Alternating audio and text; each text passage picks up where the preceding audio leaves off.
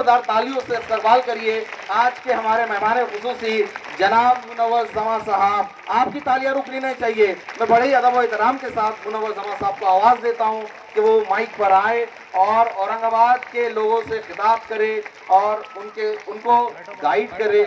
मुनव्वर जमा साहब। अस्सलामु अलैकुम वरहमतुल्लाहि वबरकातुहू। औरंगाबाद के प्यारे नौजवान बच्चों और प्यारे नौजवान बच्चियों को मेरा तहे दिल से सलाम है। और बिलखुसूस ये ज़बरदस्त महफिल जो सजाई है सोशल 7 फाउंडेशन, माशाल्लाह इसमें जो सोशल और फाउंडेशन के बीच में जो 7 है वो मेरा बहुत करीब नंबर है, वो मेरा बहुत फेवरेट नंबर है। वो मेरा favourite number not because of Ronaldo's number, not because Mahendra Singh Dhoni wears the jerkin. ये 7 मेरा फेवरेट नंबर इसलिए है कि इंसान को 7 चीज़ों पर ईमान ले आना है, इसीलिए 7 मेरा फेवरेट नंबर है। आप वो 7 चीज़ों पर अगर ईमान ले आते हैं तो एक मुकम्मल फॉलोअर ऑफ प्रॉफिट मोहम्मद सल्लल्लाहु अलैहि वसल्लम बनते हैं। सिर्फ थोड़ी थोड़ी चीज़ों पर आप ईमान ले आते हैं तो आप मुकम्मल मुसलमान नहीं बन सकते कभी। मुकम्मल इंसान बनने के लिए 7 चीज़ों पर ईमान ले आना बहुत ज़रूरी है। और उन 7 चीज़ों पर एक चीज़ जिस पर मैं चाहता हूं कि आप लोग थोड़ा सा तवज्जो से सुने, वो एक चीज़ है मुक़द्दर पर भी ईमान ले आना। और आज 70% लोग डिप्रेशन में जा रहे हैं। उसका मेजर रीज़न यही है कि डिप्रेशन में इंसान इसलिए जाता है जब वो कोई चीज़ एक्सपेक्ट करता है और वो चीज़ नहीं मिलती है, the very next moment majority of the individuals today are getting into depression। वहीं ईमान का तकाजा है, उसी पल उसी मोमेंट हमें अपने ईमान को दिखाना होता है। मुसलमान एक दफ़ा अपनी ज़ुबान से ला इलाहा इल्लल्लाह मुहम्मदुर रसूलुल्लाह पढ़ता है, कसम खुदा की क़यामत तक वो डिप्रेशन में नहीं जा सकता है। एक दफ़ा कलमा जो पढ़ लिया वो मर्द मुजाहिद ही रहेगा, वो कभी डिप्रेशन में नहीं जाएगा। आज हर दूसरा नौजवान आपको डिप्रेशन में नजर आता है। छोटे छोटे बच्चों के मुंह से ये अल्फाज मैं ताजुब करता हूं कि मेरा ग्रेजुएशन पूरा हो गया तब तक मुझे डिप्रेशन का माना नहीं पता था। हम भी इम्तिहान में कई बार फेल हुए, पास हुए, कई दफ़ा टीचर के हम लोग जूते खाए, वालिदैन के भी जूते खाए, लेकिन डिप्रेशन का डी नहीं मालूम। आज पता नहीं क्यों नौजवान बच्चे, फिफ्थ स्टैंडर्ड का बच्चा बोल रहा है हम नर्वस। तो मैं कोसों दूर था, हम लोग जब स्कूल में थे नर्वस होना हमें मालूम नहीं था। जूते खाना मालूम था लेकिन नर्वस होना नहीं मालूम था। आज पता नहीं छोटे छोटे बच्चे भी कहते हैं कि मैं बहुत नर्वस हूँ, मैं डिप्रेशन में हूँ। तो ये डिप्रेशन में हमें कभी नहीं जाना है। ये पहला मेरा मैसेज इस प्लेटफॉर्म से मैं दे रहा हूँ। अगर आपको कोई पूछते हैं कि आज के एक्सपो से आपने क्या मैसेज लिया मुनव्वर जमा से, तो आपने कहना कि जो एक दफ़ा ला इलाहा इल्लल्लाह मुहम्मदुर रसूलुल्लाह पढ़ता है उसके बाद दुनिया भर की परेशानियां उस पर क्यों ना आ जावे, वो कभी डिप्रेशन में नहीं जाना है। वो हमेशा पॉजिटिव रहना है, वो पुरुम्मीद रहना है, वो अल्लाह पर यकीन रखना है। वही अल्लाह जो आपको ऐसे मुसीबतों में डालकर फिर उठाएगा। तो चमकाने की जब अल्लाह सुब्हानहू व तआला ठान लेता है तो चांद से अच्छा चमकाएगा आपको, सूरज से ज्यादा चमका के दिखाएगा आपको। लेकिन अल्लाह का एक निज़ाम है, अल्लाह को जो चमकाना होता है तो पहले आपको मुसीबतों में डालता है, फिर आपको मुश्किलात में डालता है, फिर आपको आजमाइशों में डालता है। वहां इंसान का सब्र टूट जाता है, वहां आपको सब्र दिखाना बहुत जरूरी होता है। हर इंसान को एक पल में कामयाबी नहीं मिलती है।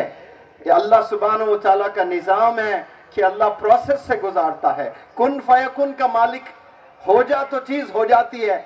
ऐसा powerful power of all powers अल्लाह सुब्हानहू व तआला। यहाँ एक बहुत जबरदस्त आलिम दीन है, पूछे उनसे कि अल्लाह सुब्हानहू व तआला इस दुनिया को बनाने 6 दिन क्यों लिए हैं? क्या अल्लाह को वाकई 6 दिन चाहिए?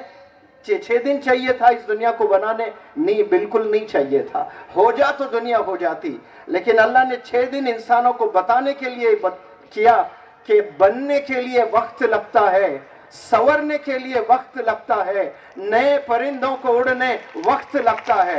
हिम्मत हमें कभी नहीं हारना। हाँ, आपकी आंखों के सामने कोई 6 महीने में कामयाब हो जाता है।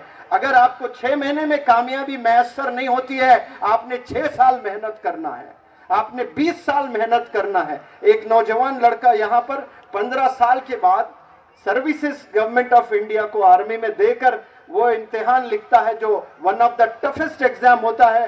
कितने लाखों बच्चों से कंपीट करके माशाल्लाह वो आज भी कामयाब होता है। आपके आपके आपके रगों में तो गर्म खून दौड़ रहा है। नौजवान बच्चे हैं आप सब लोग, जो चाहे वो आप लोग अचीव कर सकते हैं, लेकिन अफसोस आप लोग के दिलों में चाहत ही नहीं है, डायरेक्शन नहीं है, मोटिवेशन नहीं है।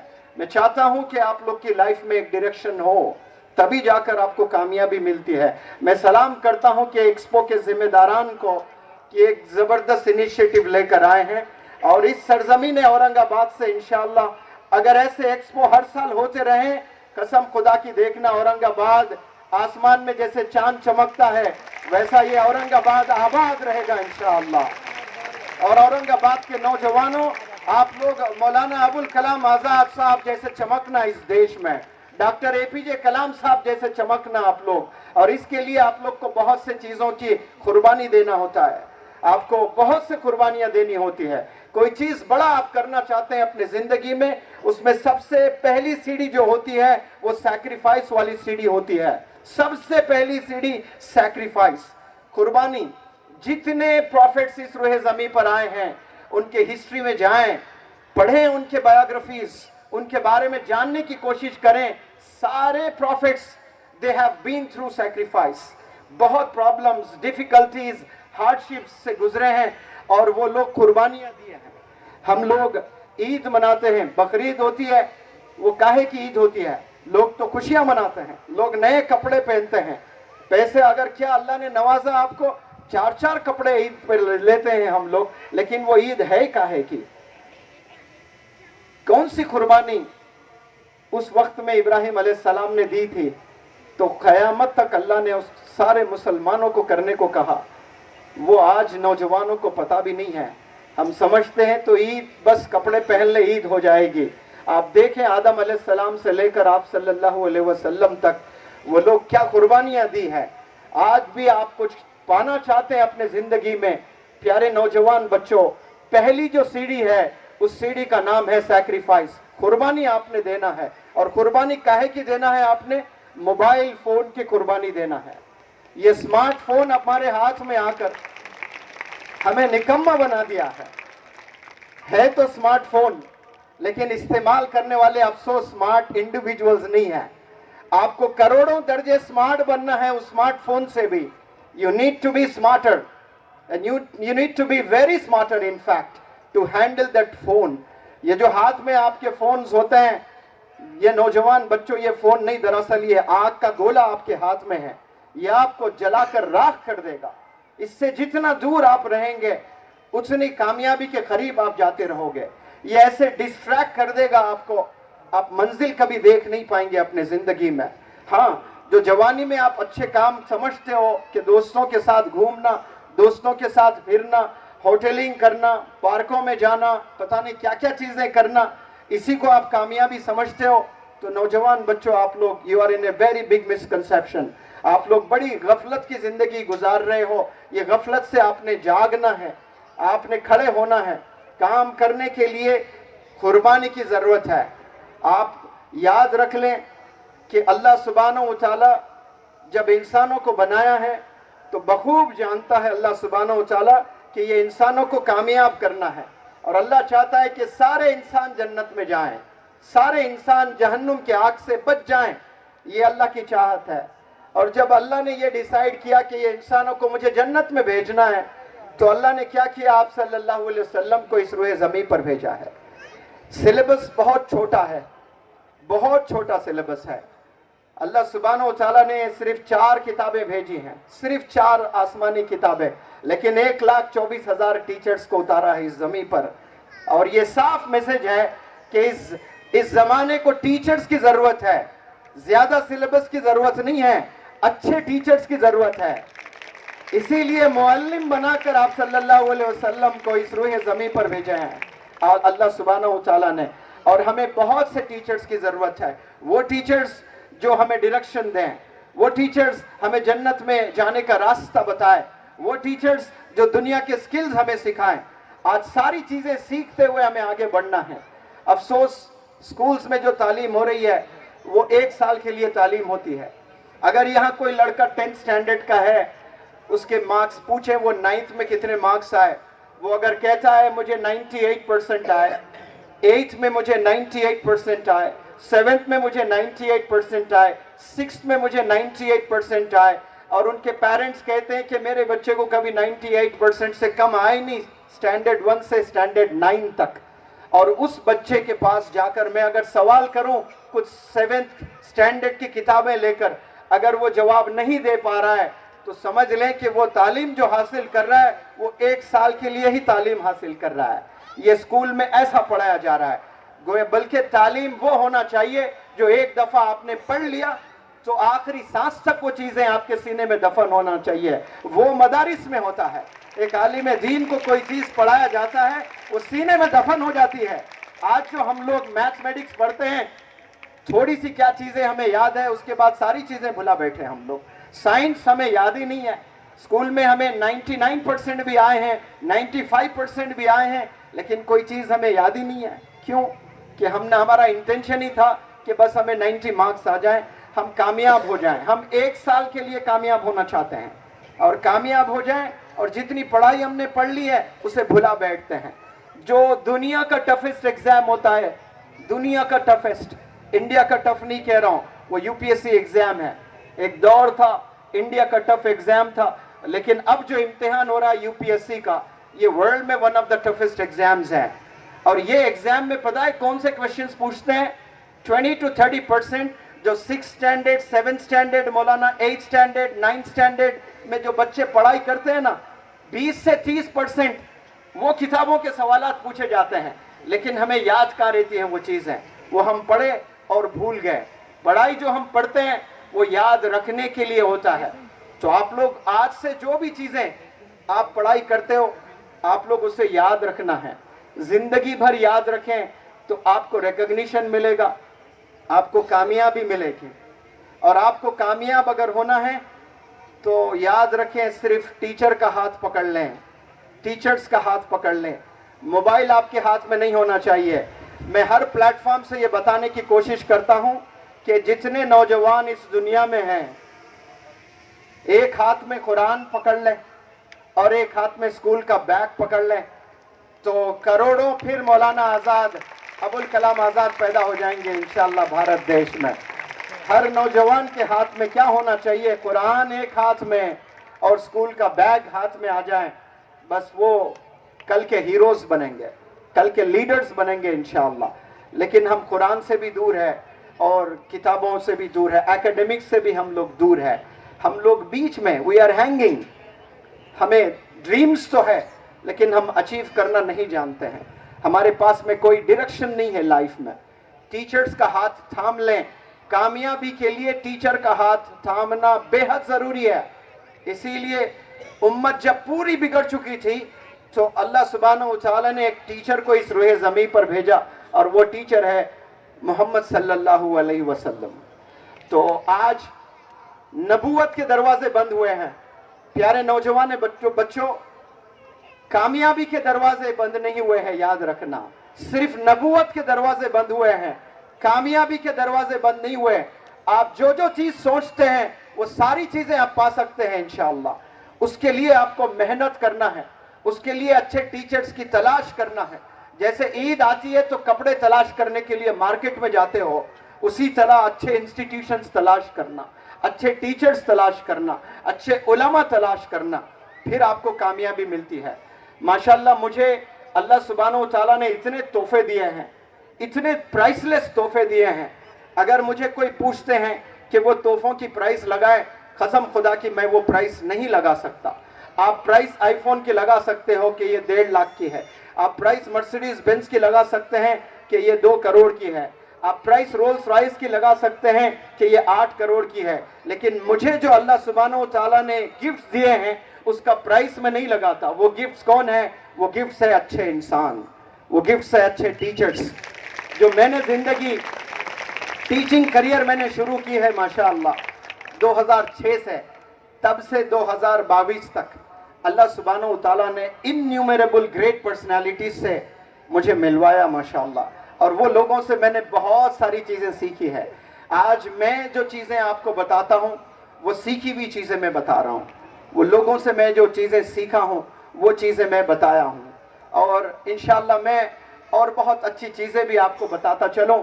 लेकिन उससे पहले एक बहुत प्यारी बात मैं आपको बताना चाहता हूं, गौर फरमाएं, दिल के कानों से आप सुने कि अल्लाह ने मुझे एक मुअल्लिम से मिलवाया 1 साल क़ब्ल, मुझे एक मुदर्रिस से मिलवाया, मुझे एक मुबल्लिग से मिलवाया, मुझे एक मुफक्किर से मिलवाया, मुझे एक मुजाहिद से मिलवाया, मुझे एक मुजद्दिद से मिलवाया, मुझे एक मुहद्दिस से मिलवाया, मुझे एक मुखलिस से मिलवाया, और वो मुअल्लिम, मुदर्रिस, मुबल्लिग, मुफक्किर, मुहद्दिस, मुजाहिद, मुजद्दिद, मुखलिस, मुत्तकी, और वो मुत्तकी इंसान को ये भारत देश नहीं पूरी दुनिया शेख मौलाना हुज़ैफा वस्तानवी के नाम से जानती है।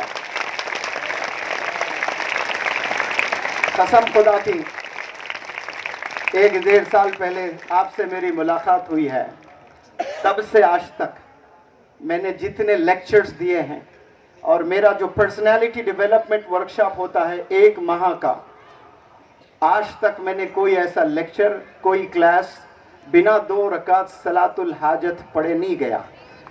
आज यहाँ भी देर हो रही थी, मैं 2 रकात सलातुल हाजत नमाज पढ़कर दुआ करके मैंने आया कि या अल्लाह जिसको मैं एड्रेस कर रहा हूँ उन्हें कामयाब फरमा, मेरी आवाज़ जिन जिन के कानों में जा रही है वो कामयाब फरमा उन्हें।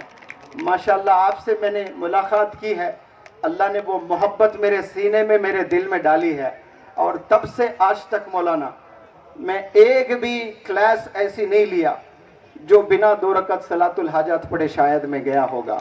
और मैं चाहता हूँ आप भी जब स्कूल जाते हैं तो स्कूल आप 2 रकात सलातुल हाजत पढ़कर जाएं।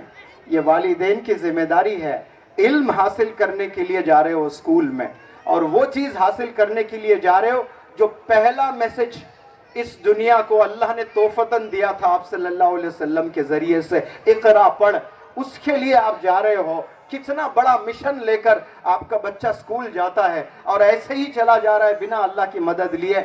और यहाँ जितने पेरेंट्स मुझे सुन रहे हो, ठान लीजिए आज से आपके बच्चे जब स्कूल जाएंगे इंशाअल्लाह रोजाना 2 रकात सलातुल हाजत पढ़कर जाएंगे, अल्लाह से दुआ मांग कर जाएंगे कि या अल्लाह इल्म हासिल करने जा रहा हूँ, ये तेरा कमांड है, बस तेरी मदद हम लोग मांगते हैं, मुझे खूब इल्म अता फरमा।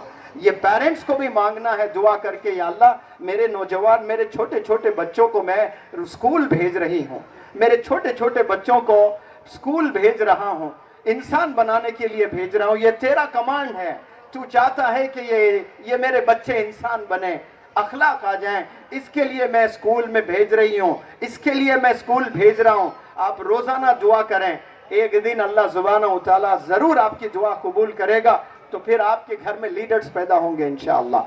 हम अल्लाह से मांगना ही भूल गए, हम ऐसे ही स्कूल चले जाते हैं, ऐसे ही कॉलेज चले जाते हैं, कभी इम्तिहान आया तो 2 रकात नमाज पढ़ लें, नहीं, हर चीज पर नमाज पढ़ना शुरू करें, हर चीज अल्लाह से मांगना शुरू करें, तब जाकर अल्लाह पर यकीन आएगा आपको, वरना लोग यकीन तक अल्लाह पर छोड़ दिए हैं और कोई चीज मांगते ही नहीं है, वक्त नहीं है इंसान के पास में। इसका साफ साफ मतलब है कि अल्लाह का करम आप पर नहीं है। जिस इंसान के पास अल्लाह से गुफ्तगू करने का वक्त नहीं है, उससे बदबख्त इंसान इस रुए ज़मीन पर कोई नहीं है। जिसके पास वक्त ही नहीं है कि अल्लाह से वो इंटरेक्ट करें, आज मेरे पास वक्त नहीं है, कि मैं अल्लाह से गुफ्तगू करूं तो वो मैं सबसे बड़ा वक्त इंसान हूं। आप सोच लें कि आप अल्लाह से गुफ्तगू करते हैं, आप कितना चैट करते हैं अपने दोस्त से, आप कितनी दफा सोशल मीडिया पर वक्त बिता रहे हो, इंस्टाग्राम पर कितनी देर आप बिता रहे हो, व्हाट्सएप पर कितनी देर आप बिता रहे हो, बॉयफ्रेंड्स गर्लफ्रेंड्स में आप लोग कितना वक्त जाय कर रहे हो। अल्लाह ने जो बनाया है आपको, और अल्लाह के लिए आपके पास वक्त नहीं है, ये वक्त को निकालना पड़ेगा। कामयाब होने के लिए बहुत मेहनत की जरूरत है, कंपटीशन का जमाना है, आसानी से कामयाब मैसर नहीं होने वाली है, इसके लिए बहुत मेहनत की जरूरत है। आज बच्चे इंजीनियरिंग भी कर चुके हैं, जो इंजीनियरिंग में दाखिला लेते हैं, एक तो आधे बच्चे डिटेन हो जाते हैं, कामयाबी नहीं होता है, जिंदगी हवा में लटकती रहती है। और वो जो बच्चे इंजीनियरिंग कामयाब हो जाते हैं, कामयाबी हासिल कर लेते हैं, सर्टिफिकेट मिल जाती है, इंजीनियरिंग कहलाते हैं, और ऐसे बच्चों में से आधे बच्चे मेरे आंखों से देखा है, स्विगी में काम कर रहे हैं, जोमेटो में काम कर रहे हैं। काम गलत नहीं है, लेकिन क्या आपने जो इंजीनियरिंग की है वो क्या जोमेटो से आप घरों में खाना डालने के लिए इंजीनियरिंग की है? इंजीनियर पता कौन है? एक बहुत बड़ा प्रोफेशन होता है। दुनिया में जो इन्वेंशंस आए हैं वो इंजीनियर्स के जरिए से आए हैं, और हम लोग इंजीनियर बनकर जोमेटो के लिए काम कर रहे हैं, स्विगी के लिए काम कर रहे हैं। वंडर्स करने के लिए इंजीनियर बनना है, रेवोल्यूशन ले आने के लिए इंजीनियर्स बनना है। आज लेबर देखें आप, एक औरत 500 रुपए कमाती है, और मर्द अगर कोई लेबर है वो 800 से 1000 रुपए कमाता है। ए के बाद बी लिखना नहीं आता है उसे, बी के बाद सी लिखना नहीं आता है, वो रोजाना घर 1000 रुपए ले जाता है, उसकी सैलरी 30,000 रुपए होती है। आज देखे MBA करके मार्केटिंग एग्जीक्यूटिव्स की सैलरी पूछे 12,000। मास्टर्स इन बिजनेस एडमिनिस्ट्रेशन, कितना खूबसूरत नाम है। MBA को अगर मैं खोल कर पढ़ता हूं तो masters in business administration, salary 12,000। और अल्लाह कहता है कि मैंने न जाने कितनी चीजें बताएं, देखो आसमान कितना बड़ा है, देखो आसमान में चांद कितना बड़ा है, सूरज कितना बड़ा है, क्या क्या खूबसूरत चीजें अल्लाह ने बनाई हैं। ये चांद, ये सूरज, ये आसमान, ये पहाड़, और ये खूबसूरत जहां अल्लाह ने बनाया, कितने अल्लाह सुब्हान व तआला ने बड़े बड़े पेड़ बनाए, बड़े बड़े जानवर बनाए, सारे चीजें बनाकर अल्लाह कहता है among all things I have created the best is human being. अल्लाह का बेस्ट प्रोडक्ट कौन है? वो इंसान है। यहाँ जो बैठे हैं ना औरंगाबाद के नौजवान बच्चों, अल्लाह के आप लोग बेस्ट प्रोडक्ट्स है, बस आपने प्रूफ करना कि यू आर द बेस्ट। अल्लाह सुब्हान व तआला वंडर्स करने के लिए आपको पैदा किया है, ऐसे ही जिंदगी गुजारने के लिए पैदा नहीं किया है। आज से 10,000 साल पहले जो जानवर जिंदगी गुजारते थे, जो हाथी जिंदगी गुजारता था, 2022 में भी हाथी की जिंदगी वैसी ही है। आज से 2000 पहले, 4000 साल पहले, 10,000 साल पहले जो बंदरों की जिंदगी थी, आज भी बंदर वैसे ही जिंदगी गुजार रहे हैं, लेकिन इंसानों ने गजब की तरक्की की है। आज से 400 साल पहले जो इंसान जिंदगी गुजारता था, क्या आज वैसी जिंदगी इंसान गुजार रहा है? हर बढ़ते दिन टेक्नोलॉजी बढ़ती जा रही है, लेकिन टेक्नोलॉजी आकर आदि कौम को निकम्मा बना दी है। और टेक्नोलॉजी, उसमें जो सोशल मीडिया, जो मोबाइल फोन है, ये इंसानों को हैंडीकैप कर दिए हैं। हाथ में फोन लिए पूरी जिंदगी तबाह कर रहे हैं। मास्टर्स करके 10,000 नहीं कमा रहे हैं, क्यों? कुछ स्किल्स उसके पास में नहीं है, कॉन्फिडेंस का सी उसके पास में नहीं है, नॉलेज का के उसके पास में नहीं है। वो क्या कामयाबी हासिल करता है? वो क्यों हुआ है? उसने 12 साल स्कूल में जाए किए हैं, उसने 3 साल कॉलेज में जाए किए हैं, उसने अगेन 2 साल मास्टर डिग्री में जाए किए हैं। 6-6, 8-8 घंटे वो रोज गुजारता था स्कूल में, कितने घंटे वो जाए कर दिया।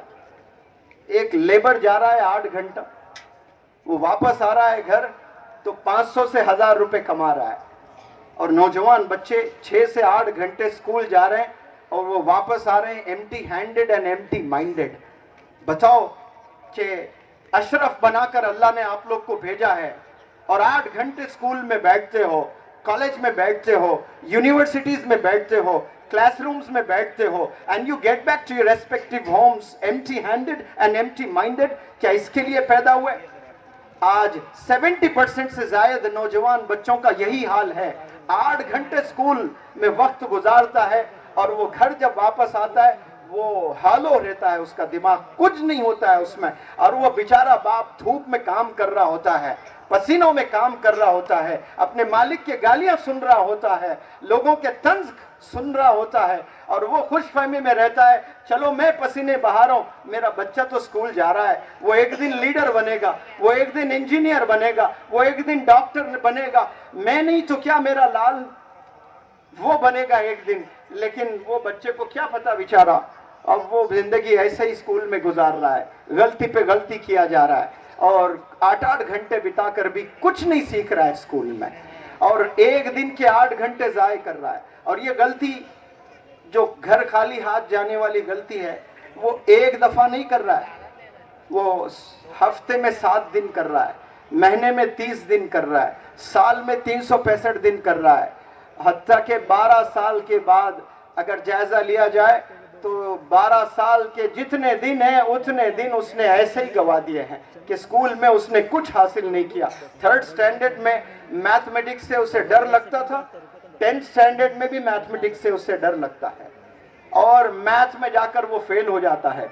10 साल मेहनत करने के बाद वो मैथमेटिक्स में फेल होता है। प्यारे नौजवान बच्चों, एक बड़ा इंटरेस्टिंग क्वेश्चन पूछता हूं मैं, मैथ में फेल होने के लिए क्या 10 साल लगते हैं? किसी को 10 साल स्कूल जाना पड़ेगा मैथ में फेल होने के लिए? ये सवाल करें आप अपने आप से, जवाब इंशाअल्लाह खुद को मिलेगा, आपको ही मिलेगा, आप ही जवाब देंगे। कोई बंदा सब्जेक्ट में फेल हो रहा है, वो सवाल करे क्या फेल होने के लिए 10 साल चाहिए इंसान को, और आप फेल होने के लिए 10 साल ले रहे हो। और 10 साल आपके वालिदैन की उम्मीदें थी कि मेरा बेटा बेहतरीन नंबर से कामयाब होगा। जब आप कुछ हासिल नहीं करोगे स्कूल में 10 साल बिताकर, जाकर पूछो उस बाप के सीने में कितनी तकलीफ होती होगी जो दिन रात मेहनत करके आपको स्कूल में फीस दिया है, और 10 साल के बाद जब रिपोर्ट कार्ड लेकर आते हो कि डैडी मैं 2 सब्जेक्ट में फेल हुआ हूं, वो जिंदा रहकर मर जाता है। खातिल बन जाते हो आप अपने वालिदैन के, आपने उनके अरमानों को कुचल दिया है। वो बाप जो 10 साल सिर्फ आपके साल जिए हैं, आप समझते हैं कि आपके रोल मॉडल कोई बॉलीवुड मूवी का स्टार है, कोई विराट कोहली, कोई महेंद्र सिंह धोनी है? नहीं नहीं, ये आपके रोल मॉडल्स नहीं है। रोल मॉडल्स वो है जो आपके लिए सैक्रिफाइस करते हैं, वो आपके लिए मेहनत करते हैं। आप कामयाब होते हैं तो खुश होते हैं, आप फेल होते हैं तो उन्हें तकलीफ होती है। आप कभी कुछ हुआ है आपको बुखार, क्या शाहरुख खान को कभी तकलीफ होती है? विराट कोहली को तकलीफ होती है? रोनाल्डो मेसी को तकलीफ होती है? जरी रत्ती भर की तकलीफ उन्हें नहीं होती है। तकलीफ आपके वालिदैन को होती है। आप जब कामयाब होते हो तो खुशी आपके वालिदैन को होती है। आप जब इम्तिहान लिखने जाते हो तो वालिदैन अल्लाह से दुआ करते हैं कि मेरे लाल का आज टफ एग्जाम है, या अल्लाह मदद फरमा। कोई बॉलीवुड का खान, कोई बॉलीवुड का स्टार आपके लिए दुआ नहीं करता है। 10th के एग्जाम आए तो कोई देखें आप क्रिकेटर्स या फिर कोई हीरोज अपने ट्विटर हैंडल पर मैसेज देते हैं कि आज बच्चों का इम्तिहान है, यार अब बच्चों की मदद फरमा। कोई आपके लिए दुआ करता है? आपके लिए दुआ आपके वालिदैन करते हैं। वो आपके रियल स्टार्स हैं, वो आपके रियल एडमायरर्स हैं, वो चाहते हैं कि आप कामयाब हो जाएं। और आज एक एक दिन ऐसे ही जाय करते हुए जा रहे हो, और ये जाय कैसे हो रहा है? आप क्लास में होकर भी नहीं होते हैं, उसको मुर्दा इंसान कहते हैं। अंग्रेजी में एक कहावत है, physically present but mentally absent. ये 70% बच्चे होते हैं ऐसे, क्लास में बैठे होते हैं, 6 से 8 घंटे बिताते हैं, लेकिन फिजिकली प्रेजेंट मेंटली एब्सेंट होते हैं। अगर कोई क्रिकेटर विराट कोहली हाथ में बैट लिया, पिच पर खड़ा हुआ, बॉलर की तरफ नजर है, वो फिजिकली प्रेजेंट है, मेंटली अगर एब्सेंट है तो बताए क्या वो सेंचुरी लगा सकता है?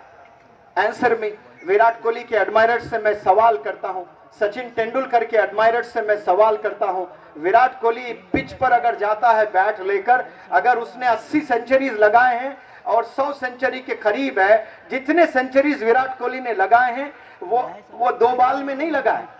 कभी 80 बॉल खेले हैं, कभी 120 बॉल खेले हैं सेंचुरी लगाने के लिए, और 120 बॉल उसको फोकस करना होता है। वो पिच पर खड़ा होता है, वो बॉलर की तरफ उसकी नजर होती है। बॉलर 6 फुट का होता है, हाथ उठाते हैं तो 8 फुट का हो जाता है, 8 फुट की उंगलियों से गोला आता है, उसकी नजर उस गोले पर होनी होती है। वहां पर स्टेडियम में बैठे 1 लाख लोगों पर नजर नहीं होती है, उसकी नजर गोले पर होती है। वहां अनुष्का शर्मा भी बैठकर ऐसे भी बोल रही है, और जरा सा उधर देख लिया या गिल्ली उड़ जाती है उसकी। वहां अनुष्का शर्मा इंपॉर्टेंट नहीं होती है, इंपॉर्टेंट होता है बॉलर की उंगलियां। उसकी नजर वही बॉलर की उंगलियों पर होनी चाहिए। तो आपके जिंदगी में नौजवान बच्चों ऐसे कई अनुष्का शर्मा आएंगे, आपने इजी लेना है, शिफ्ट डेल मारना है, डिलीट हो जाएंगे। आप सेंचुरीज पे सेंचुरीज लगाते जाना, पीछे ऐसे कई अनुष्का शर्मा आपके लाइन लगाएंगे आपसे अपॉइंटमेंट लेने के लिए। लेकिन तालीम हासिल करते वक्त में फोकस का होना बेहद जरूरी है। ऐसे फोकस जैसे क्रिकेटर्स करते हैं। क्रिकेटर क्या करता है? फोकस। अंपायर को देख ले आप, एक अंपायर जो खड़ा होता है, फोकस अगर सीखना है इस दुनिया में तो अंपायर को देखें। एक अंपायर अगर टेस्ट मैच खेल रहा है, 5 दिन अंपायरिंग करना होता है उसको, सुबह से शाम तक अंपायरिंग करना होता है। 80 से 90 ओवर्स बॉलिंग डाली जाती है, 2 अंपायर्स होते हैं। इस अंपायर को 35 ओवर और उस अंपायर को 35 ओवर करने होते हैं। 35 ओवर के पता है कितने बॉल होते हैं? 250 से ज्यादा बॉल होते हैं, करीब 270 बॉल्स उसको अंपायरिंग करनी होती है। तो वो जब अंपायरिंग करना होता है उसे, तो पहली नजर उसको क्रीज पर होती है कि बॉलर ने कहीं नो बॉल तो नहीं डाला, वो देखना होता है। और जैसे बॉलर के हाथ से बॉल रिलीज होता है, बॉल जाकर पैड पे लगे, कहीं एलबीडब्ल्यू तो नहीं हुआ है, और कहीं कीपर के हाथ में बॉल चला गया, अपील होती है, कहीं बैट को लगकर तो नहीं गया। ये सारी चीजें नजर रखना होता है। कितनी बार? 300 बॉल, 300 बॉल्स को उसको ऐसे ही देखना होता है। उसकी बेगम साहिबा अगर ऑडिट वो ग्राउंड में बैठी हुई है तो वो वहां नहीं देख सकता। अगर वो अंपायर खड़े होकर, उसकी गर्लफ्रेंड वहां पर है और बॉलर बॉल डाल रहा है और वो गर्लफ्रेंड को ऐसे देख रहा है, या नोब हुआ कि नहीं हुआ पता ही नहीं उसको, दूसरे दिन उसको बैन कर दिया जाएगा। जिंदगी में फिर कभी वो मैदान में नहीं आएगा, उसको भेज देंगे, क्योंकि 1000 और से अंपायर तैयार है इस दुनिया में अंपायरिंग करने के लिए। फोकस, पूरा फोकस्ड होकर वो पूरा दिन खड़े होते हैं, 5 दिन खड़े होते हैं। क्या आप ऐसा 6 घंटे फोकस्ड होकर क्लासरूम में बैठते हैं रोजाना? नहीं बैठते हैं हम लोग, इसीलिए हम लोग नाकाम हैं। आप बैठे क्लासरूम में तो आपका फोकस टीचर पर होना चाहिए, 100% टीचर पर होना चाहिए। लेकिन ऐसा नहीं होता है, लिसनिंग हम लोग नहीं करते हैं। लिसनिंग सबसे बड़ी चीज है इस दुनिया में, सुनना है। इसीलिए अल्लाह ने आपको 2 कान दिए हैं, 1 कान नहीं दिया है। 2 कानों से अल्लाह ने नवाजा है, लेकिन अफसोस हम लोग सुनते ही नहीं है। फोकस्ड होकर सुनना है, बहुत कम होते हैं। 40 बच्चे अगर क्लास में हैं, 40 में मैं समझता हूं बमुश्किल 4 या 8 बच्चे होते हैं जो टीचर को 100% फोकस से आप देखते हैं और 100% वो सुनते हैं। देखना बेहद जरूरी है, सबसे पहली चीज है देखना। नजर सिर्फ टीचर पर ही होना। और जब आप क्लासरूम में आज से बैठते हो, क्रिकेटर को याद करें, अंपायर को याद करें कि बैट्समैन की नजर कहां होती है। बैठे जो ग्राउंड में ऑडियंस है उस पर होती है, या बॉलर के हाथ पर नजर होती है? बॉलर के हाथ पर नजर होती है। तो आपकी नजर भी टीचर पर होनी चाहिए। और बहुत से बच्चे फेल हो जाते हैं इसमें, विकेट गिर जाती है, उनका एक्सीडेंट हो जाता है। वो कैसे एक्सीडेंट होता है? वो नजर कहीं और घुमाते हैं, क्लास के खिड़कियों में से आसमान की वादियों तक चले जाते हैं, पता नहीं क्या क्या बैठकर देखते हैं, क्या रिसर्च करते हैं, होकर भी नहीं होते हैं वहां पर। बमुश्किल मैं कह रहा हूं ना 10% 20% बच्चे होते हैं जो टीचर्स को देखते हैं। और वो जो टीचर्स को देखते हैं ना, वो भी एक गलती करते हैं, वो सुनते नहीं हैं, उनकी सोच कहीं और चले जाती है।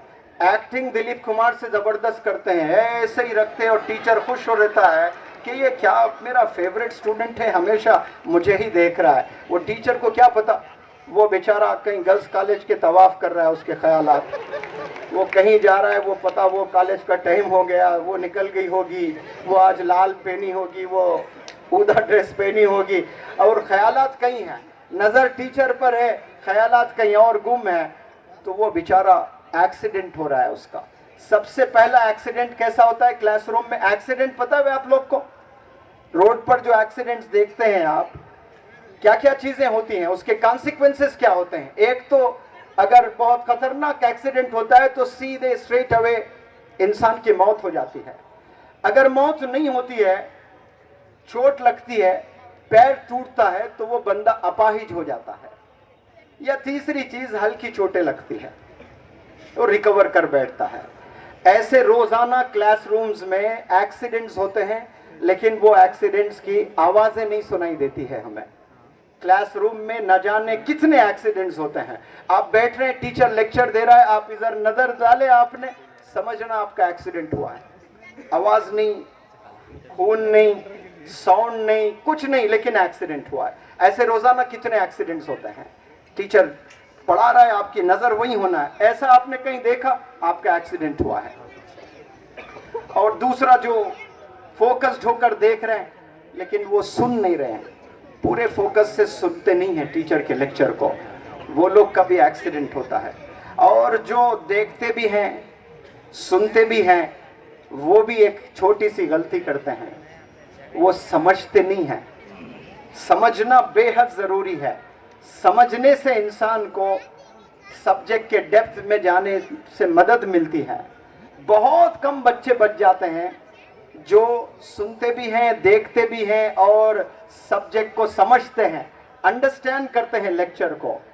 और ऐसे बस बमुश्किल 4-5 बच्चे मिलेंगे आपको क्लास में। और जो देखते भी हैं, सुनते भी हैं, समझते भी हैं, वो भी एक गलती करते हैं। वो क्या गलती करते हैं? वो प्रैक्टिस नहीं करते हैं। प्रैक्टिस बहुत इंपॉर्टेंट है। मुझे वो अंग्रेजी का जो मशहूर कहावत है, सेइंग है, शायद आज की रात मुझे बदलना पड़ेगा। प्रैक्टिस मेक्स मैन परफेक्ट तो है, लेकिन आज मुझे कहना पड़ता है कि प्रैक्टिस मेक्स वुमेन परफेक्ट, क्योंकि तादाद में ज्यादा मुझे लड़कियां नजर आ रही हैं यहाँ। बहनों के लिए भी तालियां बजा सकते हैं। औरंगाबाद की बहनें हैं, आप ही के बहनें हैं। हो सकता है कि एक इनमें से कोई दुल्हन बन के आपकी आ जाए और शिकायत करे कि उस दिन मेरे लिए आपने ताली नहीं बजाई। वीडियो में देखा मैंने आपको, ताली बजाए, लड़कियों के लिए बहुत तालीम हासिल कर रहे हैं। वो दिल से बजाए, हाथ से नहीं, आवाज उनके घर तक जाए, ऐसी ताली बजाए। माशाल्लाह, एम्बेसडर्स बन गए हैं लड़कियां। जहां जाए देखें आप, टॉप यही कर रहे हैं, बहुत मेहनत कर रहे हैं। टैलेंटेड नहीं है, मेहनत कर रहे हैं। सब लोग टैलेंटेड है इस दुनिया में, जो मेहनत करता वो कामयाब होता है। मेहनत नहीं करते हैं, डिस्ट्रैक्टेड हैं। डिस्ट्रैक्शन की वजह से हमें आज कामयाबी नहीं मिल रही है। हमें मेहनत करने की जरूरत है। तो प्रैक्टिस नहीं करने की वजह से हम लोग लाइफ में फेल हो जाते हैं। और बहुत कम बंदे होते हैं जो सुनते भी हैं, देखते भी हैं, समझते भी हैं, प्रैक्टिस भी करते हैं, वो भी मुकम्मल कामयाब नहीं होते लाइफ में। क्यों? वो अपने नॉलेज को शेयर नहीं करते। नॉलेज को शेयर करना कंजूसी दिखाते हैं, दूसरों को नहीं सिखाते हैं। मैं अगर उसको बताऊं तो हो सकता है कि उसे फर्स्ट रैंक आ जाए और मैं पीछे रह जाऊं। कसम खुदा की याद रखना, वो 10th में, 11th में, 12th में, यूनिवर्सिटी में, आपके सिखाने से आपका दोस्त आपसे टॉप कर जाएगा, लेकिन याद रखना जिंदगी के टॉपर आप रहोगे। वो स्कूल में जो टॉपर था वो जिंदगी का टॉपर नहीं रहेगा।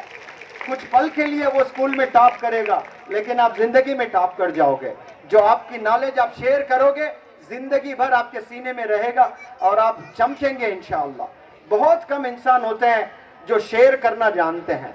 और याद रखें, ये जो 5 चीजें मैंने बताई है आपको, ये सक्सेस के फॉर्मूले हैं। लिसनिंग, गौर से सुनना, देखना, गौर से फोकस होकर देखना, अंडरस्टैंड करना, प्रैक्टिस करना, शेयर करना। ये 5 चीजें कर कर आप अपने कदम घर के बाहर रखते हो, ये 5 चीजें करते हो तो अल्लाह सुब्हानहू तआला एक इनाम से नवाजेगा आपको, और उस इनाम का नाम है परफेक्शन। बहुत कम बंदों के पास में ये इनाम आज है। ये 5 चीजें रोजाना अगर करोगे आप, 1 साल, 2 साल, 5 साल, 10 साल, इंशाअल्लाह अल्लाह सुब्हानहू तआला आपको एक गिफ्ट देगा। वो गिफ्ट का क्या नाम है? जोर से आवाज से कहें आप लोग, परफेक्शन। और वो परफेक्शन लेकर आप अपने घर के बाहर कदम रखते हो, वहां एक सवारी खड़ी हुई नजर आती है आपको। वो सवारी का नाम BMW नहीं है, वो सवारी का नाम मर्सिडीज बेंज नहीं है, वो सवारी का नाम रोल्स रॉयस नहीं है, वो सवारी का नाम रेंज रोवर नहीं है, वो सवारी का नाम फॉर्च्यूनर नहीं है, वो सवारी का नाम है कॉन्फिडेंस। और जो भी सवार होता है उस पर, वो सीधे मंजिल तक पहुंच जाता है, सीधे मंजिल तक पहुंच जाता है। कॉन्फिडेंस की कमी है आज, और हर एक बंदा कॉन्फिडेंस चाहता है, लेकिन कॉन्फिडेंस मिलता कैसे? 10-20 साल काम करना पड़ेगा उसको, टीचर्स को सुनना पड़ेगा, टीचर्स को देखना पड़ेगा, टीचर्स को अंडरस्टैंड करना पड़ेगा, प्रैक्टिस घर पे खूब करना पड़ेगा, सीखी हुई चीज दूसरों को सिखाना पड़ेगा, तब जाकर आपको कामयाबी मिलेगी। ऐसे ही आसानी से कामयाबी मैसर नहीं होगी, बहुत मेहनत करने से कामयाबी मिलती है। मैं चाहता हूं आप लोग अपने जिंदगी में फोकस रहें, आप लोग इधर उधर भटके ना। सोशल मीडिया एक ऐसी चीज है जो आप लोग 90%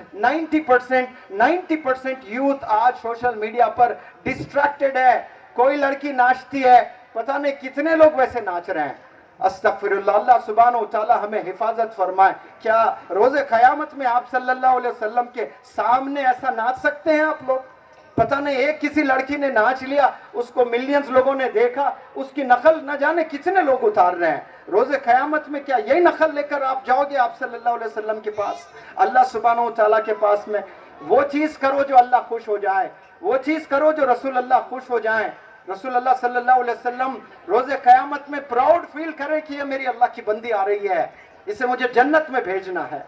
एक लड़की कोई नाच रही है तो पूरी दुनिया नाच रही है।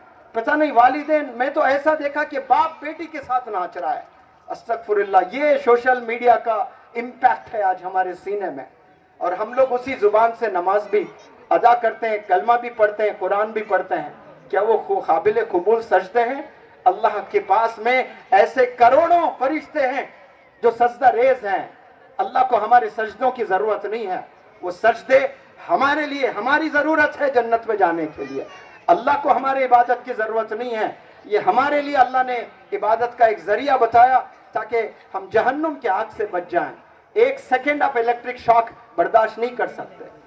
कोयला अगर गर्म आकर आपके आंख पर गिर जाए, 1 सेकेंड नहीं पकड़ सकते हो आप। कल जहन्नुम की आग कैसे बर्दाश्त करोगे आप? सोशल मीडिया पर जो आप हरकतें कर रहे हो, हमें बचना चाहिए। आज 31 दिसंबर आता है, देखिए रातों में हमारी कौम कैसे रोडों पे आपको दिखेगी, नाचते हुए, गाते हुए।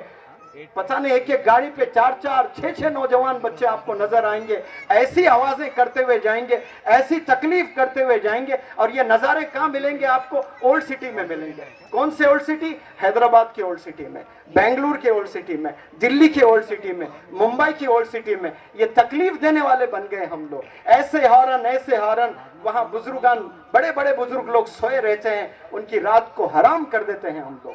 क्या तकलीफ देने के लिए हम पैदा हुए? एक दौर था, रास्ते से कोई गुजर रहा होता है, वहां पे कचरा है, गंदी एकदम अजीब रोड पड़ी हुई है, तो लोग उस जमाने के नॉन मुस्लिम्स कहते थे कि शायद इस रोड से कोई मुसलमान का गुजर नहीं हुआ, इसीलिए ये रोड ऐसी गंदी पड़ी हुई है। लोग पहले रास्ते को भी साफ करते हुए जाते थे। आज ओल्ड सिटी को जाएं तो पता चल जाता है कि ये मुसलमानों का महला आया। क्यों? यहां से गंदगी शुरू हुई है। ये हमने आज दुनिया को दिखाया है। हम पैसा पूरा खाने में लगाए हैं, हम पैसा पूरा कपड़े में लगाए हैं, खूब मजेदार खाते हैं और वो कचरा वहीं फेंकते हैं। आप कभी जापान की हिस्ट्री को पढ़े? जापान में बच्चा कभी रोड पर थूकता नहीं है, कभी जिंदगी में वो अपने रोड पर थूकेगा नहीं। उसको वो टीचिंग देते हैं। पहले 7 साल तक स्कूल में टीचर्स और बच्चे लेबोरेटरी साफ करते हैं, खाए हुए बर्तन साफ करते हैं, फर्श झाड़ती है टीचर और बच्चे भी झाड़ते हैं। एक बिजनेसमैन अगर कोई औरंगाबाद में है, उसके बच्चे को अगर लेबोरेटरी साफ करवाया जाए, वो तो जाकर टीचर पर ऐसा हावी हो जाता है कि मेरे बच्चों से फर्श साफ करवाते हो आप। वहां सारे बच्चे लेबोरेटरी साफ करते हैं, फ्लोर साफ करते हैं, और ये साफ कर करके ऐसी जबरदस्त आदत हो जाती है कि जिंदगी में कभी वो अपने मादरी जमीन पर कभी थूकते नहीं है, कोई कचरा नहीं फेंकते हैं। कोई हाथ में चीज खाने की है, 10 किलोमीटर उसे जाना है और कोई डस्टबिन नजर नहीं आती है, कसम खुदा की 10 किलोमीटर उसके हाथ में वो कचरा रहेगा। वो फल के छिलके रहेंगे, कभी कार के शीशे से फेंकेंगे नहीं वो। आज हम लोग गुटखा खाकर पच पच पच कैसा फूकते रहते हैं, थूकते रहते हैं। दीवारें पता नहीं, MF हुसैन भी शर्मा जावे वो दीवारों को देखें, ऐसी पेंटिंग हो जाती है। इतना गुटखा खाते हैं, इतना ड्रग्स में मुलविस कौन? हमारी कौम। मेरे हर वर्कशॉप में कम से कम 10 से 15 ऐसे बच्चे आते हैं जो ड्रग्स में इन्वॉल्व है। ऐसे ड्रग्स, पता है आपको, स्नेक बाइट करके एक ड्रग आया है, जबान पर स्नेक बाइट करता है, 72 आवर्स बेहोश हो जाते हैं। 72 आवर्स। मैंने पूछा बच्चों से कि बचाओ प्यारे बच्चे, बताओ 72 आवर्स आप बेहोश है, क्या आपके वालिदैन को पता नहीं है कि आप 72 आवर्स बेहोश होते हो? नहीं, हम लोग एक्सकर्शन पिकनिक करके हम लोग ओयो के रूम्स बुक कर लेते हैं। ओयो के मालिक से मेरी 2 घंटे मुलाकात हुई थी, बिलियनियर है आज। मेरी आवाज अगर उसके कान तक जाए, मैं इल्तिजा करता हूं ऐसे ओयो के मैनेजर से या एंटरप्रेन्योर से कि आप लोग ये यंगस्टर्स को जो रूम्स दे रहे हो, जिंदगी तबाह कर रहे हो। आप कपल्स को जो रूम्स दे रहे हो, जिंदगी तबाह कर रहे हो। मेरे जो वर्कशॉप्स होते हैं मेट्रोपोलिस होटल में, माशाल्लाह ऐसी होटल है, कोई इलीगल कपल को आने नहीं देते हैं वहां पर, कोई शराब का कोई एंटरटेनमेंट नहीं होता है वहां पर। हालांकि होटल अगर चलाना है, ये 2 ही चीजों से होटल चलती है, इलीगल कपल्स और शराब। मौलाना भी तशरीफ ले आए थे वहां पर, ना इलीगल कपल का कोई एंटरटेनमेंट है, ना कोई शराब का। और 3-3 दिन बेहोश पड़ते हैं वो। कोई भी एक होटल बुक करें, 3 दिन बेहोश पड़ा है, वालिदैन को पता ही नहीं कि उसके बच्चे कहाँ हैं। 1 घंटा अगर आपका बच्चा आपसे दूर है, आपने पहले नेगेटिव सोचना, पॉजिटिव नहीं सोचना आपने कि मेरा बच्चा अच्छा है, मेरा बच्चा मासूम है, मेरा बच्चा ऐसा कुछ कर ही नहीं सकता। आप लोग नेगेटिव सोचे कि नहीं नहीं भाई मेरा बच्चा अच्छा है, लेकिन माशरा ठीक नहीं है, माहौल ठीक नहीं है, सोशल मीडिया ठीक नहीं है। ये माहौल, ये माशरा, ये सोशल मीडिया मेरे मासूम बच्चे की जिंदगी तबाह कर देगा। आपने पूछना कि बेटा कहाँ हो, स्कूल में हो, कॉलेज में हो, चलो मुझे वीडियो कॉल करो, दिखाओ कहाँ हो, टीचर से बात कराओ मुझे, ये चीज इंक्वायरी करें। वालिदैन मस्त, ऑफिस में वालिद बिजी, अम्मी बैठकर पता नहीं कौन से पाकिस्तान के टीवी सीरियल्स देख रही हैं और तलाश कर रही हैं कि वो ईद पर मुझे ऐसा ड्रेस लेना है, और तालियां बजा रही हैं। देखो अम्मियों के बच्चियां, ये ताली बजाने की कोई चीज है कि अम्मी सीरियलों में मशगूल है, वालिद ऑफिस में मशगूल है, बच्चे कहाँ हैं पेरेंट्स को पता ही नहीं है। जिंदगी पूरी ऐसे ही तबाह होती जा रही है। आप लोग पेरेंट्स से मैं इल्तिजा करता हूं, आप लोग नजर रखें अपने औलाद पर। आपके एसेट्स, आपके बिल्डिंग्स नहीं है, आपका बैंक बैलेंस नहीं है, आपकी कमाए हुए पैसे ज्वेलरी नहीं है, आपके एसेट आपकी औलाद है। अगर आपकी औलाद बिगड़ गई, खलास सारी चीजें आपके हाथ से निकल गई। अंग्रेजी में किसी ने क्या खूब कहा, if wealth is lost nothing is lost. आपके पास अगर 10 करोड़ है और 10 करोड़ चले गए आपके पास से, तो कहने वाला कहता है नथिंग इज लॉस्ट। लोग 100 रुपए अगर चले जाते हैं जेब से परेशान हो जाते हैं, और कहने वाले ऐसा भी कहते हैं your whole total wealth is lost, nothing is lost. फिर कहते हैं if health is lost something is lost, but if character is lost everything is lost. Character अगर एक दफा चला गया ना, तो आपने सारी चीजें गोया खो दी है जिंदगी में। अपने कैरेक्टर को संभालना, कैरेक्टर को बनाकर रखना, ये एक बहुत बड़ा वर्ड है कैरेक्टर। आज हम लोग लूज कैरेक्टर का प्रेजेंटेशन कर रहे हैं। आप लोग कैरेक्टर की हिफाजत करें। अल्लाह सुब्हानहू व तआला को हमने चेहरा दिखाना है। रसूल अल्लाह सल्लल्लाहु अलैहि वसल्लम के पास में हमारी पूरी रिकॉर्डिंग होकर जाएगी। हम कैसे मुंह आप सल्लल्लाहु अलैहि वसल्लम को दिखाएंगे? कैसे नौजवान बच्चे आज मुलविस है गुनाहों में। हमें वो गुनाहों से बचना है, गुनाहों से बचकर हमें कामयाब होना है। और मैं हमेशा हर प्लेटफॉर्म से कहता हूँ कि आपकी सोच अगर छोटी है, याद रखो नौजवान बच्चों, अल्लाह की जो गिफ्ट्स होते हैं वो भी आपको लिमिटेड मिलने वाले हैं। सोच अगर आपकी बड़ी है तो अल्लाह की प्रोग्रामिंग शुरू हो जाती है। आप अगर इंजीनियर बनना चाहते हैं, डॉक्टर बनना चाहते हैं, बिजनेस एंटरप्रेन्योर बनना चाहते हैं, तो अल्लाह तो ऐसे ही बना देगा आपको। लेकिन एक नौजवान बच्चा है जो कॉलेज जा रहा है, और वो ये सोच रहा है कि मेरे मोहल्ले में 100 बेवा औरतें हैं, मेरे मोहल्ले में कई यतीम बच्चे हैं, या अल्लाह मुझे ताकत से नवाज, मुझे वो स्ट्रेंथ दे, मैं ये बेवा औरतों को 20-20 हजार रुपए पेंशन दूंगा, 25,000 रुपए पेंशन दूंगा, ये यतीम बच्चों को मैं अपनी कमाई से स्कूल भेजूंगा। ये नियत कौन? कॉलेज गोइंग चिल्ड्रन अगर करते हैं, बच्चे करते हैं, तो वहां आसमानों में अल्लाह सुब्हानहू व तआला प्रोग्रामिंग करता है कि इसको सिर्फ एक छोटा डॉक्टर नहीं बनाना है, इसको बड़ा बिजनेसमैन बनाना है, इसको करोड़ों से नवाजना है। तो अल्लाह सुब्हानहू व तआला बारिश करता है पैसों की आप पर। क्यों? आपने जवानी में नियत की थी कि मैं यतीमों की मदद करूंगा, मैं बेवाओं की मदद करूंगा, मैं लाचारों की मदद करूंगा, मैं गरीबों की मदद करूंगा, वहां बारिश भी वैसी होगी इंशाअल्लाह। लेकिन आज हम लोग बस एंट्रेंस पास होने के लिए पढ़ाई करते हैं, सेल्फिश बन जाते हैं हम लोग। मेरे लिए मैं मेहनत करता हूं, आपके लिए आप मेहनत करते हैं, इसके लिए हमने नहीं जीना है। याद रखो, अवाम के लिए हमने जीना है, दूसरों के लिए हमने जीना है। तो अल्लाह सुब्हानहू व तआला आपको दौलत भी देगा, शोहरत भी देगा, खूब रिकॉग्निशन भी देगा। आपके लिए काम करते हो, लिमिटेड मिलेगा आपको, याद रखना इन बातों को। आपके लिए जी रहे हो, आपके लिए मेहनत कर रहे हो, लिमिटेड मिलने वाला है। दूसरों के लिए जी रहे हो, दूसरों के लिए मेहनत कर रहे हो, जो आपको मिलना है वो मिलकर ही रहेगा, लेकिन उससे हजारों गुना अल्लाह सुब्हानहू व तआला आप सब लोग को देगा इंशाअल्लाह। आप लोग ऐसे नियत करने वाले बन जाएं तो फिर आपको कामयाबी मिलेगी।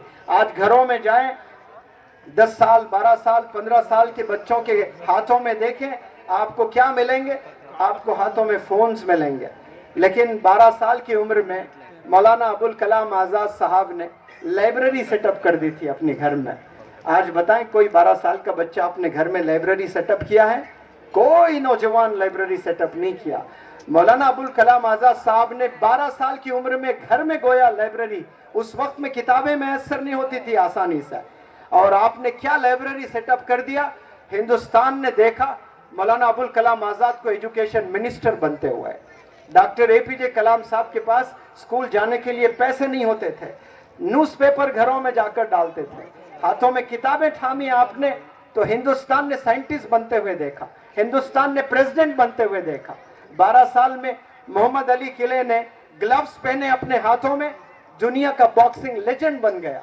12 साल में सचिन तेंदुलकर बैट पकड़कर लड़कियों को इग्नोर कर दिया तो मास्टर ब्लास्टर बन गया है। तो आप हाथ में क्या पकड़ते हो? याद रखो, हाथ में किताबें होनी चाहिए। अगर हाथ में आज किताब पकड़ते हो, कल के इकरा के एम्बेसडर्स बनेंगे इंशाअल्लाह। Today's reader is tomorrow's leader, today's reader is tomorrow's leader. आपके हाथों में किताबें होनी चाहिए। आपकी कामयाबी किताबों में है, आपकी कामयाबी रीडिंग में है। अफसोस किताबों से दूर हो गए और ऑनलाइन का जमाना है। ऑनलाइन में क्या पढ़ते हैं? ना टीचर की कोई अजमत, ना टीचर की कोई रेस्पेक्ट, और क्या पढ़ाई कर रहे हैं हमें नहीं पता, और हम लोग जिंदगी बस ऐसे ही गुजारे जा रहे हैं। आपके सामने कुछ ऐसे नौजवान हैं जो मेहनत करके आज भी कामयाब हो रहे हैं। क्या आपकी आंखें नहीं देख रहे हैं उन नौजवान बच्चों को? मैं इंडिया इस्लामिक कल्चरल सेंटर में पर्सनालिटी डेवलपमेंट वर्कशॉप 2008 से गर्मी के छुट्टियों में पढ़ाता हूँ। एक दफा एक लड़की आई मेरे पास में, क्लास होने के बाद, गौर से सुनना लड़कियों, वो लड़की ने कहा कि सर 2 साल से आपका वर्कशॉप नहीं हो रहा है। मैं अल्लाह से रोजाना नमाज में दुआ करती थी कि मुनव्वर जमा सर को हैदराबाद से दिल्ली फिर बुलाया जाए। वो 2 साल मैंने इसलिए नहीं किया, गर्मी के छुट्टियों में रमज़ान था, रमज़ान में वर्कशॉप नहीं हुआ था। तो वो लड़की ने कहा कि सर आज इस साल जो आए हो, मेरी दुआओं की वजह से आप आए हो। वो लड़की ऐसा समझ रही थी कि कभी होगा ही नहीं इंडिया इस्लामिक कल्चरल सेंटर में, और अचानक 2 साल के बाद फिर से हुआ, तो वो समझ रही थी कि उसकी दुआओं की वजह से मेरा वर्कशॉप हुआ है। अल्लाह बहरहाल, अल्लाह सुब्हानहू व तआला सबके दिलों में अलग अलग चीज़ें डालता है। और कुछ दिन के बाद वो लड़की मेरे पास में आई, वो कह रही थी कि सर मैं आलिम दीन हूँ और मेरा बहुत बड़ा एक ख्वाब है कि मैं अंग्रेज़ी में महारत हासिल करूं। मेरे खाविंद ये भी आलिम दीन है। हम लोग चाहते हैं कि स्लम्स में जाएं, गरीबों को कुरान की तालीम और कम्युनिकेशन स्किल्स सिखाएं। तो आपके पास मुझे सीखना है, लेकिन सर आई एम प्रेग्नेंट, मैं प्रेग्नेंट हूँ। और वो पूछने लगी कि सर आपका कॉन्वोकेशन कब है? तो मैंने कहा कि मेरा कॉन्वोकेशन 19 जुलाई को है। तो उसने कहा अफसोस से सर मुझे डॉक्टर्स ने 12 जुलाई का वक्त दिया है, मैं अल्लाह से दुआ कर रही हूँ कि अल्लाह मेरी डिलीवरी कॉन्वोकेशन के बाद हो जाए। कोई माँ ऐसी दुआ कर सकती है?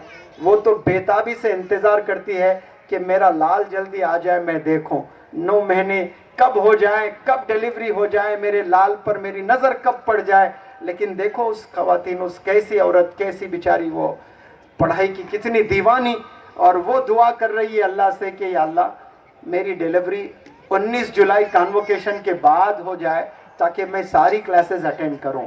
और वो रोज़ाना आकर स्टेज पर परफॉर्म करती थी, रोज़ाना आकर स्टेज पर परफॉर्म करती थी। और 12 जुलाई आया, 12 जुलाई को भी वो ऑडिटोरियम में बैठी हुई थी। मैंने उसको बुलाया, you please come here of the stage and give a demonstration on English tenses.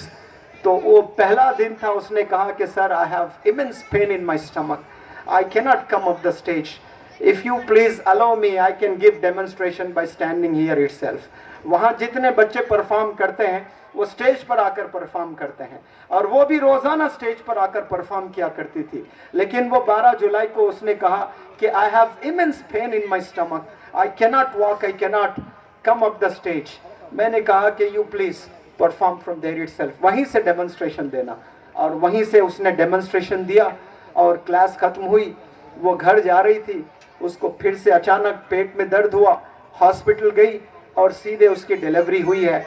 और डिलीवरी होने के बाद दूसरे 2 दिन हॉस्पिटल में थी, अपने हस्बैंड से पूछ रही है कि आप यहाँ क्यों हो, आपको जमा सर की क्लास में होना चाहिए, आज का लेक्चर मिस हो जाए, कम से कम आपकी किताब में देखकर मैं लिख लूंगी बाद में। ये हस्बैंड को ये तालीम दे रही है बीवी। आज की बीवी चाहती है कि इस वक्त में तो आपको मेरे पास होना चाहिए, आप जमा सर की क्लास में क्यों गए हो? लेकिन वो बीवी क्या तालीम दे रही है अपने हस्बैंड को, ये मुझे दर्द में संभाल लूंगी, लेकिन जो सर फिर नहीं मिलने वाले हैं हमें, एक एक लेक्चर हमारे लिए बहुत इंपॉर्टेंट है, आप प्लीज कल से यहाँ मत आइए मेरे पास में, आप सर की क्लास अटेंड करें। और कॉन्वोकेशन के दिन 7 दिन के बच्चे को अपने हाथों में लेकर 19 जुलाई को वो आई है। हालांकि कोई रिकवर नहीं होते, और 7 दिन में वो बच्चे को ले आकर स्टेज पर खड़े होकर माइक में हाथ लेकर ये बातें जो मैंने बताया आपको, दरअसल ये उसके अल्फाज थे। आज जरा 2 महीने का क्या प्रेगनेंसी हो जाती है, वो घर में काम करना ही छोड़ देती है, अब इतने बहाने बनाना शुरू कर देते हैं। और देखो वो आखिरी दिन तक पूरे 4-4 घंटे बैठकर क्लासेस लेती थी। जिनमें जुनून होता है उनको कोई एहसास नहीं होता है, उनको कोई दर्द नहीं होता है, उन्हें कभी बुखार नहीं आता है, बुखार आकर भी चला जाता है, एहसास ही नहीं होता है। जैसे कोरोना आकर चला गया, बहुत से लोग को पता ही नहीं, वैसा जुनून लोगों को बुखार भी आता है, चला भी जाता है, पता ही नहीं चलता है। जुनून जब तक इंसान में होता है, जोश जब तक इंसानों में रहता है, तब तक इंसान कामयाब होने के चांसेस होते हैं। जिस दिन जोश आपका कम हो जाता है, जिस दिन जुनून आपका कम हो जाता है, मंजिल आपसे दूर चले जाती है, फिर कामयाब होना आपके लिए बहुत मुश्किल हो जाता है। कामयाब होने के लिए जुनून का होना बेहद जरूरी है, जोश का होना बेहद जरूरी है, कॉन्फिडेंस का होना बेहद जरूरी है। कॉन्फिडेंस पे जब बात छिड़ी, एक बात बताऊंगा, कतर में वर्ल्ड कप चल रहा है, सारी दुनिया की नजर कतर पर है। आप जाएं वहां पर कई सारे लोग आपको मिलेंगे जो इस्लाम के बारे में बताते हुए आपको नजर आएंगे। इंडिया में ऐसा ही कॉमनवेल्थ गेम्स 2010 में हुआ, तो इंडिया में बहुत रिलीजन्स हैं, तो आई सल्यूट इंडियन गवर्नमेंट, सारे रिलीजन्स के स्कॉलर्स को बुलाया गया और इंटरव्यू ली गई और कहा गया कि आपके रिलीजन के बारे में कोई खिलाड़ी या खिलाड़ी के एडमायरर्स, फैंस जो दुनिया भर से यहाँ इंडिया आते हैं, बुद्धिज्म के बारे में पूछते हैं तो आप बुद्धिज्म के बारे में बताएं, हिंदुइज्म के बारे में पूछते हैं, हिंदुइज्म के बारे में बताएं, इस्लाम के बारे में पूछते हैं तो इस्लाम के बारे में बताएं। तो वो कई इस्लाम के बारे में बताने के लिए कई स्कॉलर्स जमा हुए, इंटरव्यू हुई है, तो माशाल्लाह उसमें मेरा एक स्टूडेंट क्वालिफाई हुआ है।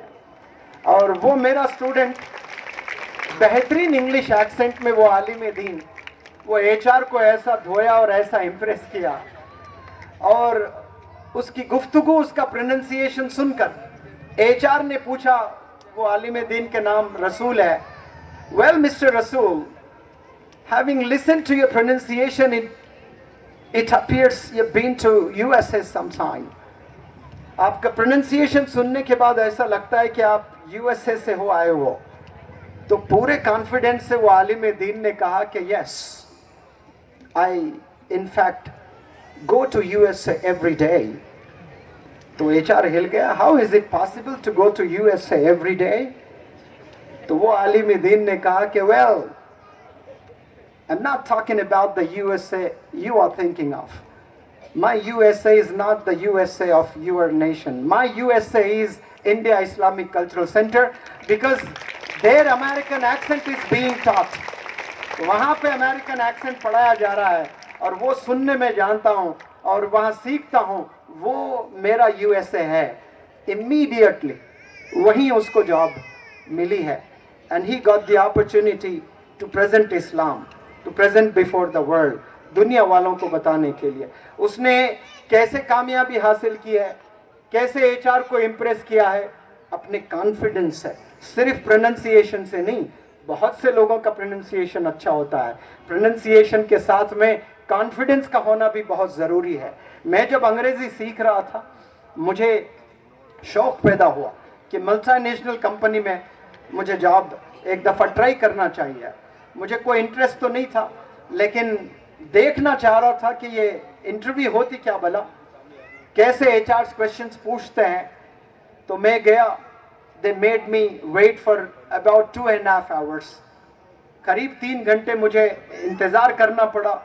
जब मेरी बारी आई, बहुत से बच्चे थे वहाँ पर। HSBC एक बहुत बड़ी कंपनी होती है, 12 राउंड्स हुआ करते थे उस जमाने में, 12 राउंड्स इंटरव्यू के, टफ राउंड्स होते थे। तो मैं एंटर हुआ कैबिन में, तो एचआर ने मुझसे एक सवाल पूछा, well mister Jama, he had my resume in his hand. उसके हाथों में मेरा रेज्यूमे था, तो मेरा नाम जानता था वो। तो वो एचआर ने कहा, well mister Jama, how are you doing today? मैंने कहा कि मेरे लिए फुल टॉस सही है। क्रिकेट में फुल टॉस होता है ना, लॉलीपॉप। अगर एक अच्छे बैट्समैन को कोई फुल टॉस डाले तो वो क्या करेगा? क्रिकेटर करके ऐसे 6 मारेगा, सीधे बाउंड्री के बाहर जाके गिरेगा वो गोला।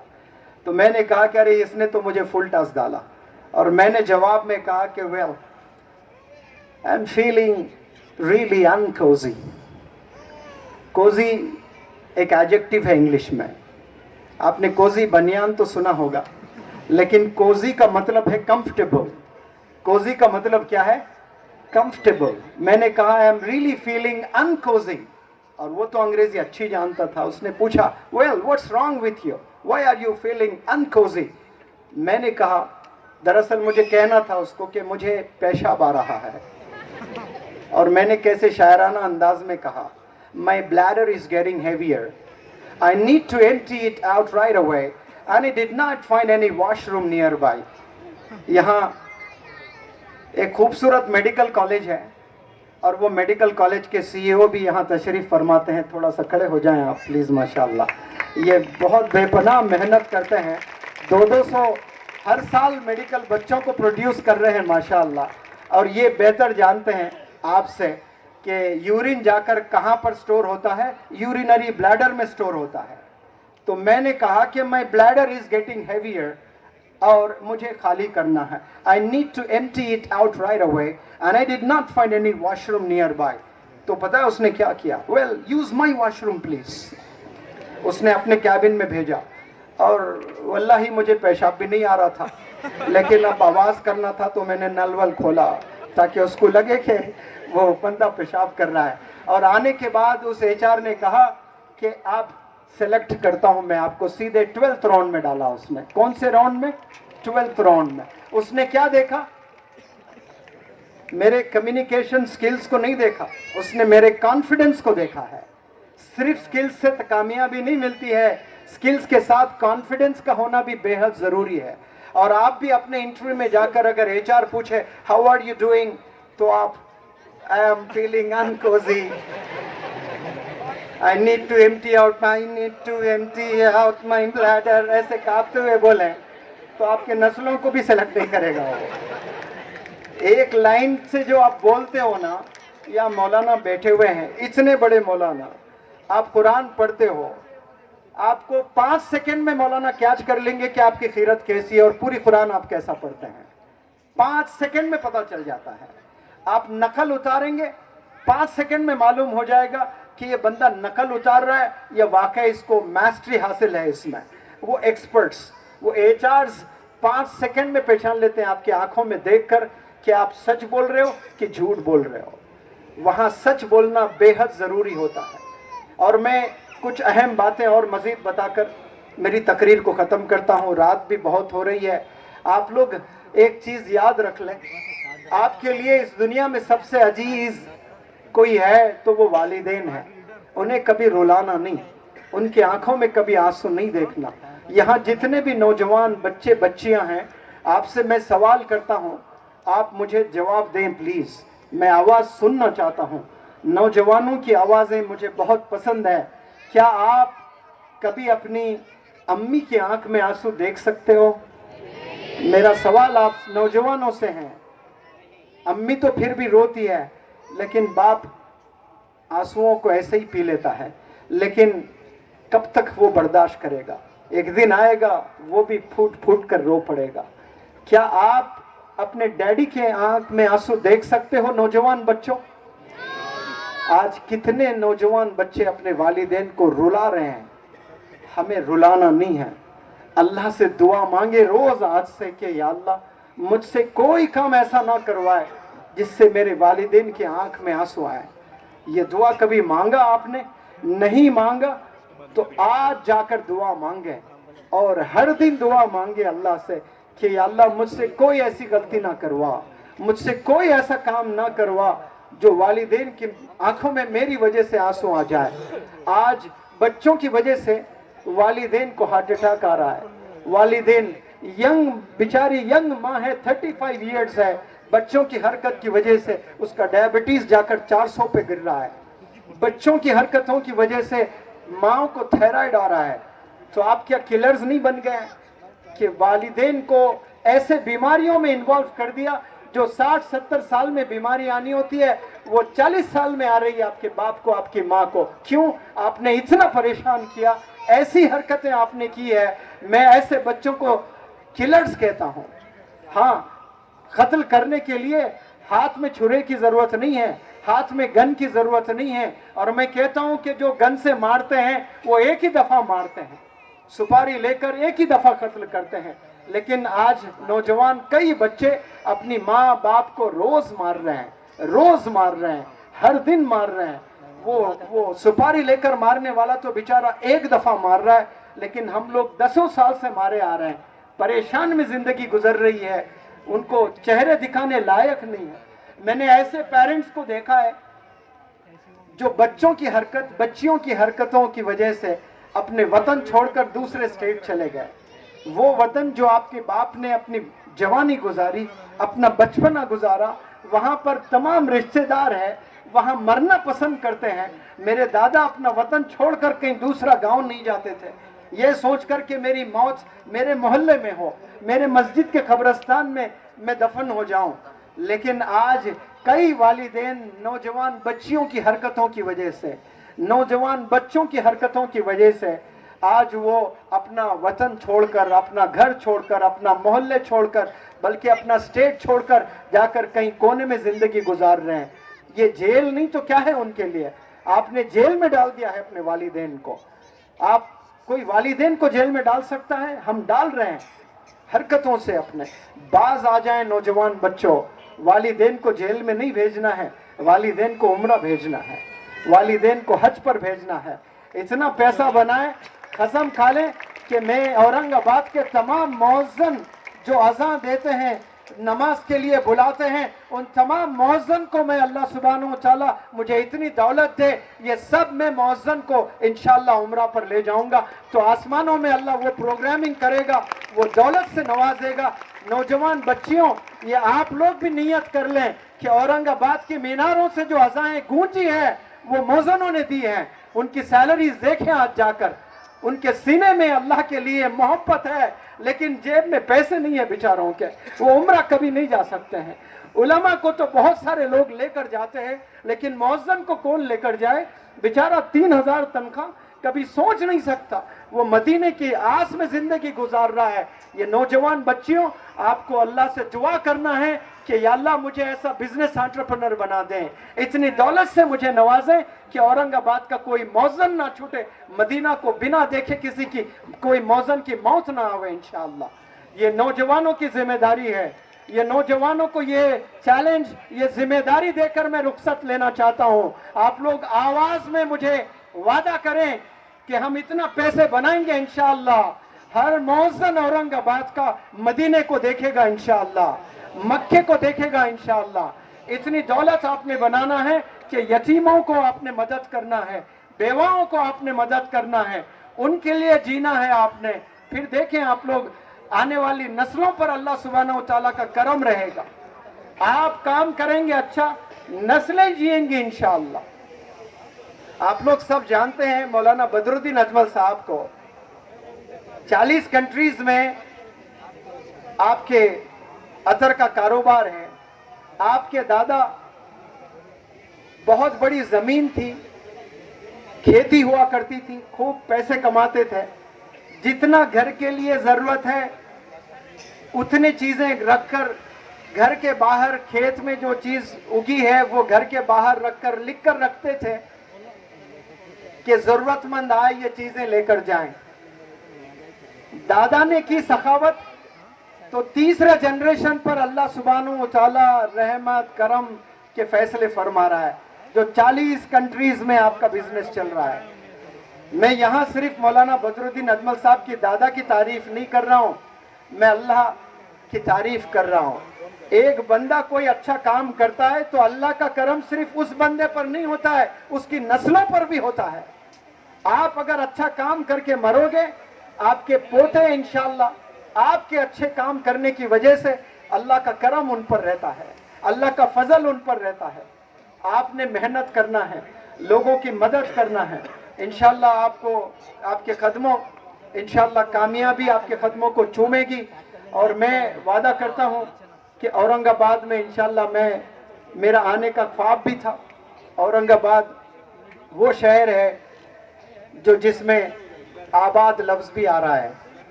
तो आपका शहर तो है आबाद, लेकिन मैं चाहता हूं कि नौजवान भी हो जाए आबाद। आपका शहर हमेशा है आबाद, और मैं चाहता हूं कि आप सब भी हो जाए आबाद। मेरा तो काम यह है कि जलाता चलूं चिराग, मेरा तो काम यह है कि जलाता चलूं चिराग, राह में खा दोस्त या दुश्मन का घर मिले। मुझे सुनने के लिए बहुत बहुत शुक्रिया।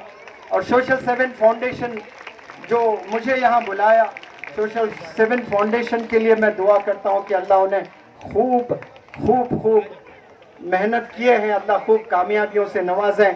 अल्लाह सुब्हानहू तआला सुनने वालों को, देखने वालों को खूब ईमान से नवाजे, खूब कामयाबियों से नवाजें। और अपने घर के जितने भी वालिदैन हैं, बुजुर्ग हैं, उनको इस बंदे का सलाम। आपसे गुजारिश कि बस 2 मिनट बैठें, बड़े आलिम दीन बैठे हैं, दुआ करेंगे, आप सब लोग आमीन कहें। क्या पता किसकी दुआ कबूल हो जाए और वो दुआ की बरकत से सब लोग की बख्शिश हो जाए। 2 मिनट तशरीफ रखें, इंशाअल्लाह अच्छी दुआ होगी। अस्सलामु अलैकुम।